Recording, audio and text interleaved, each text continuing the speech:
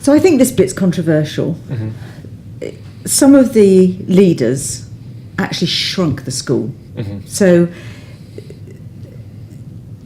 it looks as though they're doing something amazing. Yeah. But actually they're taking the school backwards. They are, that's right. We called these the surgeons. And they were typically PE teachers or religious studies teachers. And when we asked them why schools failed, they said because we've got the wrong students. So they definitely believe that there are good students and there are bad students. There are right students and there are wrong students. You're fit or you're unfit. There's kind Exactly. of no grey area. Yeah, and their view is we get rid of the wrong ones and then we make the other ones work harder. But that can't go down well in the community if they're, you're saying they're shedding, they're getting rid of students so that exam results look better. One of the challenges here we found was that often these heads had a reputation, they're very high profile. And so they've come from another school where they've done this and they've been celebrated. Almost 40% were knighted. So they arrive as somebody who's meant to be good. So often the teachers would go along with what they said and then suddenly they would start to question it, but it was too late. One example, one teacher said to us that when they started to question the actions that were happening, they were told that just, to be quiet, and they were lucky they still had a job.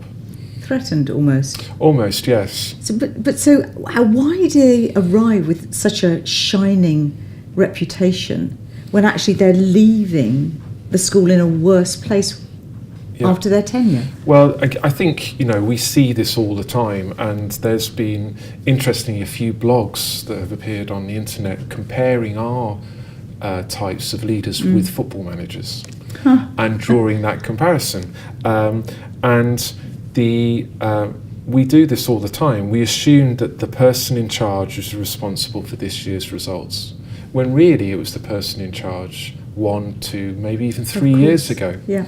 So what happens is the leader goes and the school declines, and everyone just sees that as confirmation of how important they were. So actually the decline of the school after they leave is blamed on somebody else. Exactly. So when they leave it looks great, collapses behind them, but the incomer is the one who takes the rap for their legacy. And there were even instances where the same surgeon was invited back 2 or 3 years later to fix a school that had declined after they'd gone. That is almost unbelievable. Well, it's not that dissimilar to Mourinho being invited back to Chelsea. Ah.